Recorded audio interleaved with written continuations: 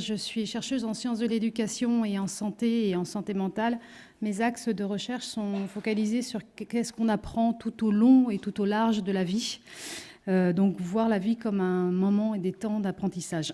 Donc c'est bien à partir de cet ethos-là que je vais vous parler, également par le prisme de coordinatrice de la mise en œuvre et du projet de recherche européen Emilia, ainsi que de sa coordination et de l'animation du programme de formation. Donc, Emilia, tout d'abord, ça veut dire Empowerment of Mental Illness Users, Lifelong Learning, Education and Action. Après ça donc, pour les francophones et anglophones que vous êtes tous, donc c'est l'empowerment, là il n'y a pas de traduction, des personnes, des usagers et des personnes vivant avec des troubles psychiques, apprentissage tout au long de la vie, de l'éducation et de l'action. Donc, de 2005 à 2010, le programme de recherche Emilia s'est déroulé en Europe. Et l'hypothèse qui a été établie au travers de ce programme de formation, construite autour des approches fondées sur le rétablissement, l'empowerment et l'inclusion sociale, c'était que les personnes vivant avec des troubles psychiques accéderont, s'ils se forment à partir de ce qu'ils savent au décours de la maladie, ils accéderont davantage à la formation et à l'emploi. Et donc effectivement, je vous propose ici de faire quelques retours en Emilia pour regarder comment cette recherche-action initiée au niveau européen peut avoir des effets majeurs à multi-échelle en termes de local et aussi dans le temps. Alors le contexte qui était celui dans lequel s'est inscrit la recherche Emilia, donc on avait... C'est un contexte que vous connaissez, hein, c'est-à-dire les personnes vivant avec un trouble psychique souffrent de discrimination pour l'accès tant à la formation qu'à l'emploi en milieu ordinaire. La formation tout au long de la vie qui a été à l'ordre du jour du sommet de Lisbonne de l'Union européenne en mars 2000 était affirmée à ce moment-là comme un pilier de la politique économique, sociale, culturelle européenne afin de promouvoir la société de la connaissance, de l'information et des nouvelles technologies pour tout citoyen européen. Or, le constat qui était fait à ce moment-là, c'était que la question de l'accès à une telle éducation pour les populations défavorisées comme les personnes atteintes de maladies mentales s'est posée aux pays membres de l'Union. Et enfin, donc on avait ces problématiques. De nombreuses études montraient que les personnes avaient plus de difficultés à obtenir une formation et un emploi. Et en fait, vous connaissez ça, c'est des conséquences directes sur la qualité de vie peu satisfaisante où prédominent les problèmes de logement et ceux liés à l'exclusion sociale. De plus, comme vous l'avez vu ce matin, comme vous le savez, donc le modèle dit d'emploi accompagné pour l'inclusion sociale des personnes vivant avec une maladie psychique a des effets positifs quant à l'obtention d'un emploi et à un maintien dans celui-ci un peu partout aux États-Unis et en Europe. Et donc, en fait, on a essayé de mettre en place un programme de formation tout au long de la nuit qui se rapprocherait d'un modèle d'emploi accompagné, donc un programme accompagné. Et l'idée, c'était de regarder de comment en fait le projet Emilia, qui va articuler la lutte contre les freins à l'exclusion sociale et professionnelle avec un programme de formation tout au long de la vie, fondé sur le rétablissement, l'empowerment et l'inclusion sociale et le partenariat avec les personnes concernées, comment on va pouvoir lutter contre ce contexte défavorable. Le projet il a été porté par le réseau européen Intermental Health, et il a impliqué 16 partenaires institutionnels européens dans 12 pays différents. C'est rare en fait qu'il y ait des programmes aussi importants sur la communauté européenne et les programmes étaient financés du côté de l'éducation et non pas du côté de la santé. Ils ont développé, donc ces partenaires, un programme de formation tout au long de la vie et d'accompagnement vers l'emploi dans le milieu ordinaire et qui va s'adresser aux personnes vivant avec un trouble psychique. On a eu ce qu'on appelle des sites de démonstration. On a testé en fait les programmes de formation sur 8 sites en Europe. C'était la France, l'Angleterre, le Danemark, la Pologne, la Grèce, l'Espagne, la Norvège, la Bosnie, et qui ont testé localement ce programme de formation. Et Emilia s'est déroulée sur une période de 54 mois, de 2005 à 2010. La question de recherche qu'on se posait à ce moment-là, c'était de savoir si les effets de cette intervention de formation et d'accès à l'emploi dans le milieu ordinaire allaient avoir des conséquences sur la qualité de vie et l'utilisation des services sanitaires et sociaux pour les usagers. Et on a privilégié des approches et qualitatives et quantitatives et déployé ce qu'on appelle une recherche-action participative sur chacun des sites de démonstration. Et chaque site européen s'est défini alors comme une organisation apprenante au sens de la Commission européenne, c'est-à-dire qui qualifie ainsi toute organisation qui encourage l'apprentissage à tous les niveaux, individuels et collectifs, et qui évolue de façon permanente. Il y avait ces postulats de base qui étaient importants. Alors, au niveau européen, les critères de recrutement, c'était les suivants. Il fallait être majeur, avoir un diagnostic de maladie mentale sévère et de longue durée, c'était la schizophrénie et troubles bipolaires du DSM-4, et utiliser depuis au moins 3 ans les services psychiatriques, c'est-à-dire qu'il fallait avoir une compétence dans l'utilisation du système de soins, et puis être sans emploi, avoir la volonté de trouver, d'avoir un emploi dans le milieu ordinaire. On a effectué une analyse quantitative à 3 instants de la recherche, au début à 10 mois et à 20 mois, avec des outils de mesure sur la qualité de vie, des mesures de coûts socio-économiques. Et on a, afin de mieux comprendre le processus d'insertion professionnelle et sociale et les interactions avec les projets personnels des gens, on a fait cette recherche-action et on a établi des entretiens qualitatifs qui sont venus compléter ce recueil de données quantitatifs. Donc, sur ces 8 sites de démonstration, on a eu cette recherche-action participative qui a été mise en place avec 2 priorités. En premier lieu, il s'agissait de soutenir les usagers dans la construction et la mise en pratique d'un projet de vie par l'accès à un programme de formation, mais pas un programme de formation fait par une fac, fait par un organisme de formation, par le fait que le parcours de rétablissement et le parcours de maladie et de rétablissement qu'ils avaient eu étaient un programme de formation. Donc ça, c'était un axe important. Et en second lieu, la participation des services de soins et de formation a été étudiée afin de mieux comprendre les obstacles et les facilitateurs institutionnels à l'inclusion sociale. Et au titre de la recherche-action participative, les usagers qui ont été inclus dans cette recherche ont été considérés comme des co-chercheurs et des co-formateurs, c'est-à-dire actifs et contributeurs dans l'intervention et la recherche. C'est dans ce contexte que 10 des partenaires européens, donc là c'était des hôpitaux, des universités et des associations d'usagers, ont développé un programme de 11 modules de formation et charge à chacun des sites de démonstration de développer ces modules et ces formations. C'est ce qu'on a fait, nous, à Paris, à partir de ce beau programme de 11 modules fait un peu partout, en Bosnie, en Slovénie, etc. Et au total, en Europe, on a eu 216 personnes qui ont été recrutées pour bénéficier tout ou partie de ce programme. Alors, à Paris, le projet Emilia a été coordonné par le laboratoire de recherche de l'établissement public de santé Maison-Blanche. Il s'est déroulé dans les 7e et les 25e secteurs de psychiatrie adulte parisiens. On a créé un comité de pilotage composé de professionnels, de soignants, de personnel administratif, ainsi que de représentants des usagers. On a mis en œuvre 26 sessions de formation construites à chaque fois à partir d'un ou de plusieurs modules de formation européens.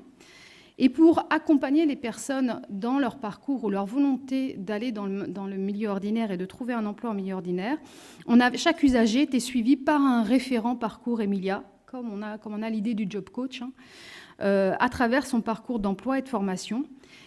Les référents de parcours Emilia étaient issus des institutions partenaires de l'insertion professionnelle. Là, on a eu la Maison de l'Emploi de Paris à ce moment-là qui a accepté. On a eu des partenaires institutionnels qui ont vraiment défait leur cadre habituel de suivi pour pouvoir jouer le jeu pendant ce moment-là. Alors, l'objectif principal de ce programme était de favoriser le développement de compétences en matière de prendre soin de soi, en matière de traitement, d'autodiagnostic de ces symptômes, de connaissance du système sanitaire, social et d'insertion professionnelle. Ces compétences qui, dans Emilia et par ailleurs, sont les fondements du rétablissement de la personne et de son émancipation en tant que citoyen vivant avec un trouble psychique. De plus, avec la même approche, qui est une approche proche de l'éducation populaire, d'autonomisation, de mise en valeur du savoir expérientiel, des formations conjointes, c'est-à-dire s'adressant à la fois aux usagers et aux professionnels en même temps, ont été montées. Ça a été le cas, par exemple, d'une formation sur la prévention du suicide et sur la question du suicide.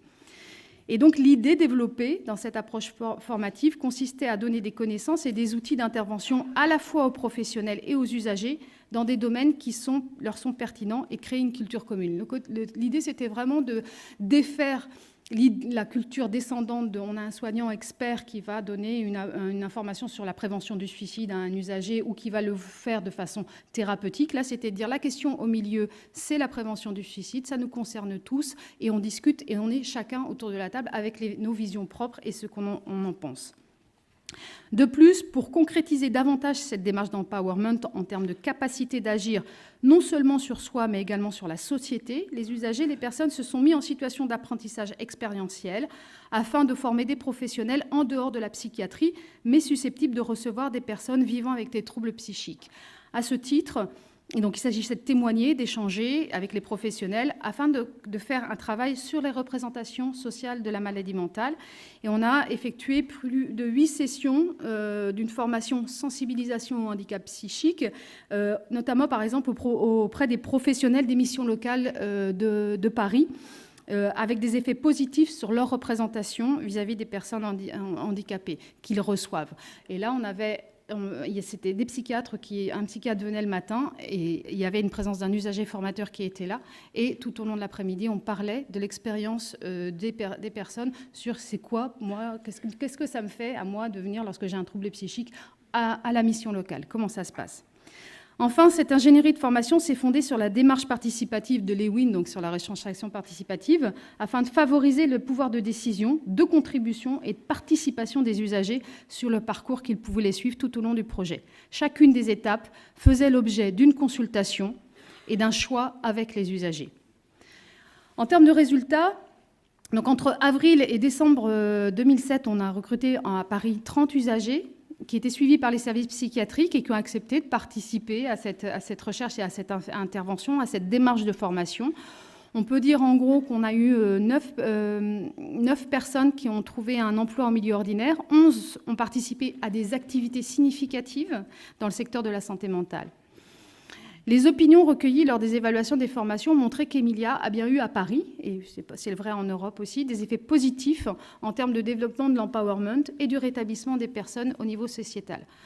On avait quelques conditions et quelques facteurs de réussite nécessaires en fait, pour que ces choses arrivent. On a vu ça après dans l'analyse. En fait, ce principe de recherche-action participative, et en tant que chercheuse qui développe ce type de méthode, je vous encourage vraiment à développer ça. C'est vraiment, donc on considère les usagers comme des co-chercheurs. Ça a vraiment été un facteur majeur de réussite dans la motivation et l'amélioration de l'estime de soi, composante essentielle de l'empowerment.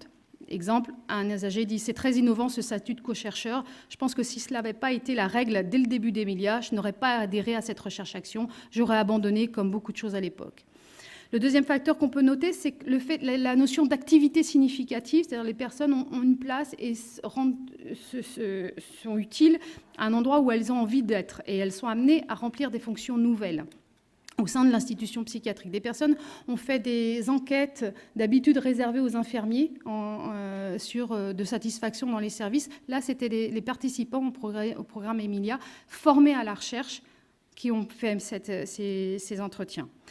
Les activités ont aussi permis des autodiagnostics tels que celui d'un usager évoquant par exemple sa difficulté de parler en public, compétence clé pour le rétablissement.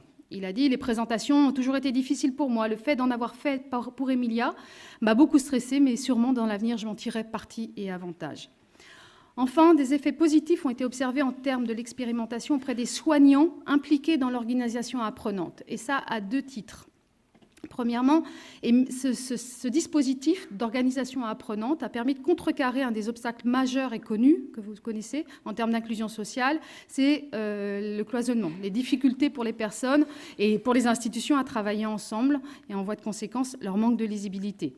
Et donc, par exemple, les soignants ont dit « Emilia a permis de construire un nouveau réseau professionnel original. » Ce qui est intéressant dans cette approche, c'est que cela évite la perte de temps pour l'usager dans l'utilisation de ces différents services. Donc, il y a bien eu cette reconnaissance et du côté des usagers et des soignants que travailler comme une organisation apprenante avait des effets sur leur travail eux-mêmes.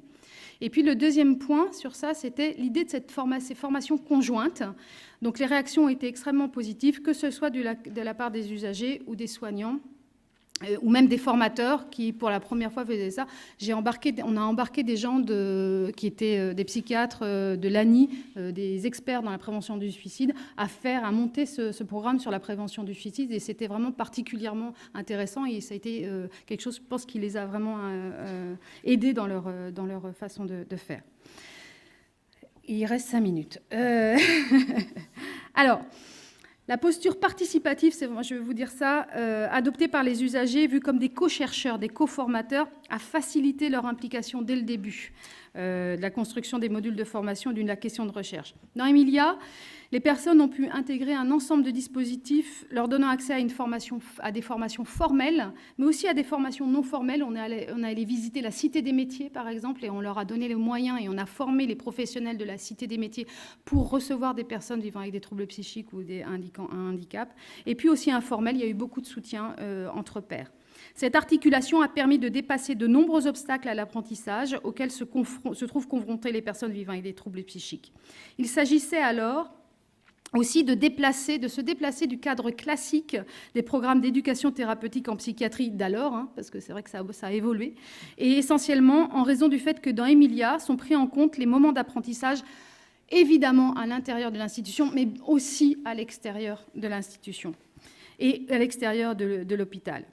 On considérait les différentes institutions comme des parties prenantes, qu'elles soient issues du sanitaire, du social et de l'insertion professionnelle, et comme cette organisation apprenante autour de la personne, et ça a permis de lutter contre l'éclatement de l'offre sanitaire. Chaque acteur s'est formé au fur et à mesure de l'intervention, au savoir, culture et compétences de chacun, afin de favoriser la réalisation du projet de l'usager. Enfin, le dispositif, que ce soit en France ou en Europe, a permis d'expérimenter des outils de mise en valeur du savoir expérientiel des personnes vivant avec un trouble psychique en vue de déployer et de professionnaliser des compétences acquises lors de leur expérience du vécu de la maladie. Je vais reprendre un tout petit peu de temps pour vous dire, en fait, il y a eu des effets. On a commencé, c'était 2005, donc on est quasiment à 13 ans maintenant. Il y a eu des effets au niveau individuel et des continuités. Je ne sais pas comment vous dire ça rapidement. Au niveau individuel, on voit bien en fait que, par exemple, au niveau des usagers, on a encore des personnes qui sont dans le système, qui ont cette place de formateurs, d'acteurs, autres que patients, depuis le programme auquel ils ont participé. On a également des soignants qui ont pris d'autres places. Et là, je ne parle pas simplement en France. Je pense par exemple à Barcelone. On a une infirmière qui a été élue vice-présidente en charge de la formation du réseau Intermental Health. Je pense à un jeune psychologue, Panayotis Kondros, qui est devenu directeur de EPAPSI, qui était la coopérative sociale d'Athènes avec laquelle on travaillait. Donc ce sont des gens qui ont continué à travailler au niveau individuel et qui se sont eux-mêmes empowerés, pour prendre des gros mots, et qui se sont développés comme ça. Au niveau des groupes, très clairement, le réseau Intermental Health, qui était celui qui portait Emilia au départ, s'est vraiment amplifié, a progressé et a pris de plus en plus d'ampleur. Également dans des liens européens et des liens au niveau français. Et puis on a continué à faire aussi une sorte d'espèce de réseau de collègues. Ça a eu un effet en termes international et européen dans le cadre du déroulement de cette recherche et des comités de pilotage, en fait, de créer un réseau de personnes qui aiment travailler ensemble, qui ont comme éthique la solidarité, la collaboration et la coopération. Et ça, c'est quelque chose qu'on a vraiment cherché à mettre en place. On a fait, par exemple, récemment avec la Grèce, qui est dans une situation critique en termes de santé, au niveau sanitaire, le projet européen Citizen Against Depression, les citoyens contre la dépression. Et avec les Norvégiens et les Français et les Grecs, on a créé en fait un système de formation, de groupes d'autosupport pour les citoyens pour lutter contre la dépression. C'est le pays aujourd'hui où le taux de suicide est le plus élevé en Europe. Et il n'y a plus un psychiatre, il n'y a plus personne. Donc on a bien en fait cette chose qui s'est passée. Et puis au niveau institutionnel, ça a également bougé, mais là je vais manger vraiment beaucoup trop mon temps de parole. Donc je vais juste vous dire en fait que bien sûr il a existé des écueils dans le processus d'Emilia, notamment du côté de la nature de la recherche-action participative. Par exemple, si on considère l'égalité entre les concepteurs et les exécutants comme un indicateur majeur de validité de la recherche-action participative, ça a été raisonnablement tenu du côté des professionnels, chercheurs et moi y compris, présents dans le programme. Cependant, du côté des usagers, même si tant qu'ils faisaient partie des collectifs existants, cela s'est avéré réel pour les co-chercheurs inclus dans la recherche, on avait des relations asymétriques qui ont été présentes. Et ça, vraiment par manque d'acculturation, par manque de formation. Ni nous, chercheurs, professionnels, institutions, n'étions habitués à travailler avec des usagers, et les usagers non plus n'étaient pas habitués. Et il nous a fallu nous habituer et nous former. Et ça fait certainement 15 ans qu'on est en train d'améliorer ce système de formation dans cette vision d'organisation apprenante. Donc ce programme a été un exemple possible de comment une expérimentation européenne peut impacter les pratiques au niveau du terrain de chaque pays et créer un modèle pour les gens qui y ont participé et pour les valeurs promues par les acteurs rencontrés, par les dispositifs déployés. C'est un modèle pour encourager les citoyens de chaque pays à s'intégrer dans l'Europe et à travailler ensemble. Je vous remercie.